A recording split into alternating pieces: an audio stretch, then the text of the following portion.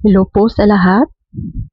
Ako'y muling magbabahagi sa inyo ng isang magandang kwento na matatagpuan po natin, mababasa natin sa Aklat ng Lukas, Kapitulo 18, verse 9 to 11. Ang Panginoong Hesus po ay nagsasalita sa pamamagitan ng talinhaga. Sinabi rin niya ito, talinhaga, sa mga taong ang tingin nilang sa sarili matuwid at humahamak naman sa iba. May dalawang lalaking pumanhik sa templo upang manalangin. Ang isa'y Pariseyo at ang isa'y Publikano.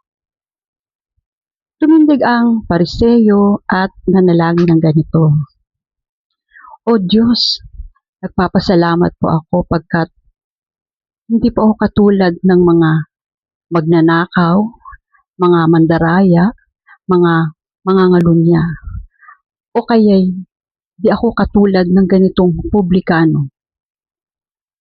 Makalawa, akong nag-aayuno sa isang linggo at nagbibigay po ako ng aking ikapo ng lahat kong kinikita. Samantalang ang publikano'y nasa malayo. Di man lang siya makatingin sa langit. Dinadagukan niya yung kanyang dibdib at sinasabi niya, O Diyos, mahabag ka sa akin na isang makasalanan. Sinasabi ko sa inyo, ang lalaki umuwi kinalulugdan ng Diyos, ngunit hindi ang isa, sapagkat ang nagpapakataas ay ibababa at ang nagpapakababa ay itataas. Mga kapatid, napansin natin dito sa ating narinig sa kwentong ito ng isang Pariseyo at isang Publikano. Tinuro sa atin ng ating Panginoon talinghagang ito kung paano tayo manalangin.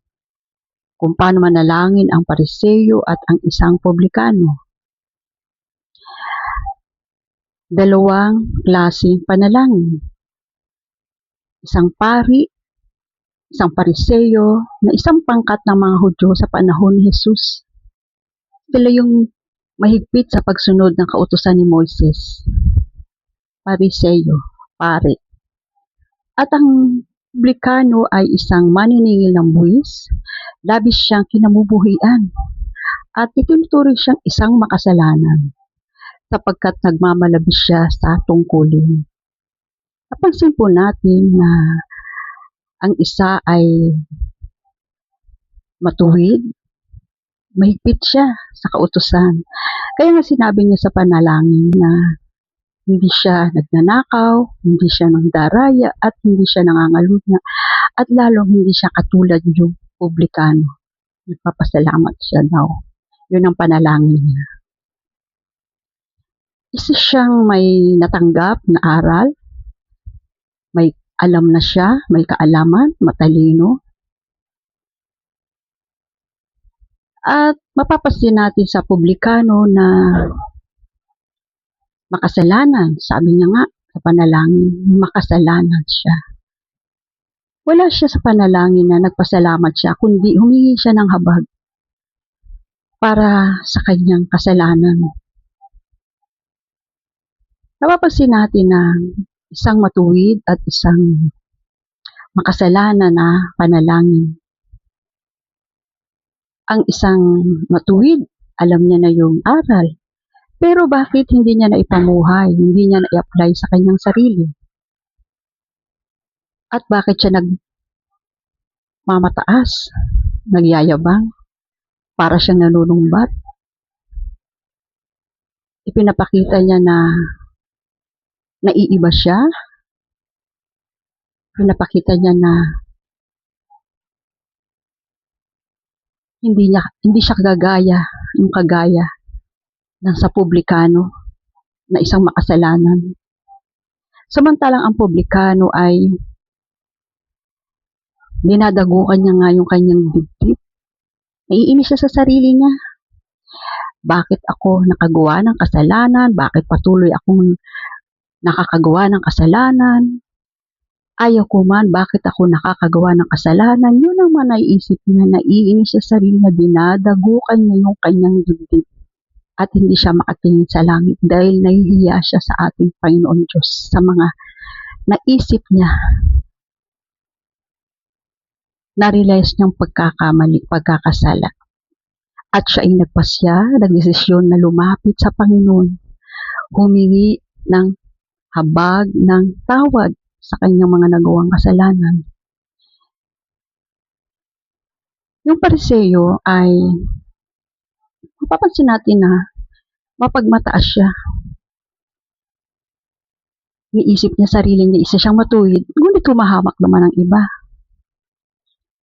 Pinapahid din sa atin, pinapaalala ni Apostol Pablo na huwag kayong mapagmataas. Sa Roma 12:16 matatagpuan. At sa Kawikaan 22:16, sinabi rin po doon na ang nag-aakalang siyang pinakamatalino ay mabuti pang mangmang, may pag-asang magbago. Pansin natin sa Pariseo na yung mga natanggap niyang aral, napakahigpit niya pang sinusunod. Bakit di niya yung sinunod sa sarili niya, in-apply niya sa sarili niya? Bakit? At pansin niyo ba? Na mukhang walang pagbabago. Walang nabago. Samantalang yung publikano na masabi natin na wala siyang alam, mangmang, ngunit may pag-asang magbago. May pag-asa siyang magbago sapagkat siya'y nagpakumbaba. Humingi siya ng habag sa Panginoon na alam niya ang Panginoon lang ang makatutulong sa kanya na maiaon siya sa kadiliman, sa kapahamakan. Kaya nga po, tinuturo sa atin yung pananalangin, kung paano tayo manalangin. Sino po ang gusto humanig sa kabila, matuwid, o sa makasalanang panalangin? Paano po ba tayo manalangin? Tayo po'y tinuturoan manalangin. Ang panalangin ay yung pakipag-usap natin sa ating Panginoon Diyos kung paano tayo magpuri, magpasalamat, humingi ng tawad sa ating mga kasalanan, at humiling mga request natin. At kapag tayo nanalangin, ay maniwala tayo, manalig tayo na tatanggapin natin yun at makakamta natin yung mga panalangin na yun.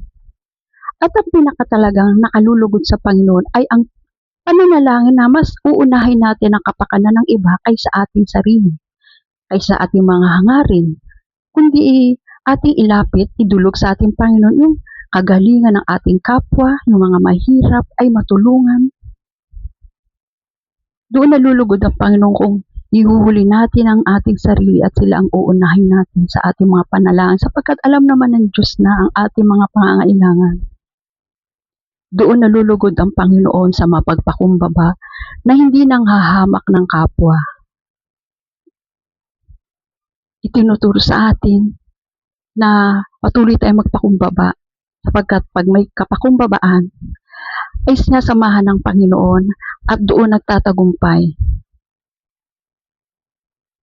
Hindi sinasamahan ng Panginoon ang mga mapagmataas, mayabang palalo.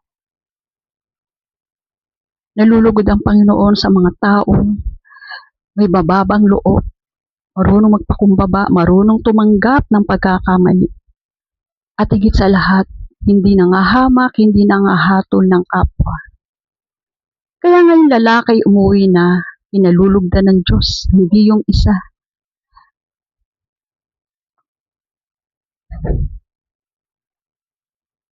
Kaya suriin po natin ang ating sarili kung paano tayo manalangin, makipag-usap sa ating Panginoon.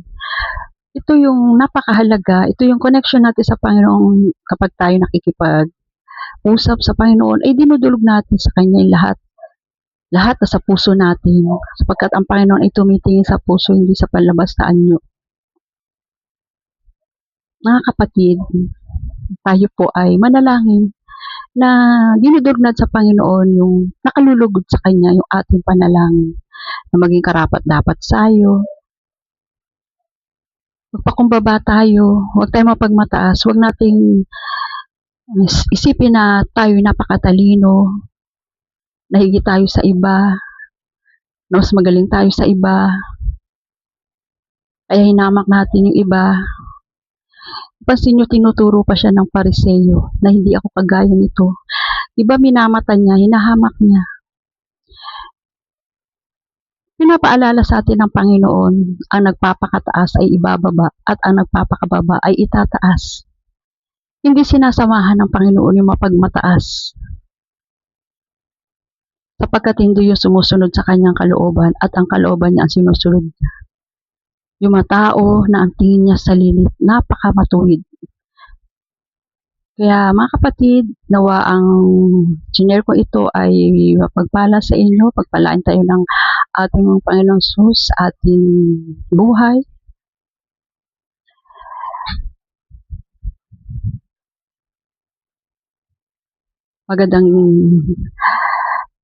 Maganda at mapagpala araw sa inyong lahat. God bless to all of you.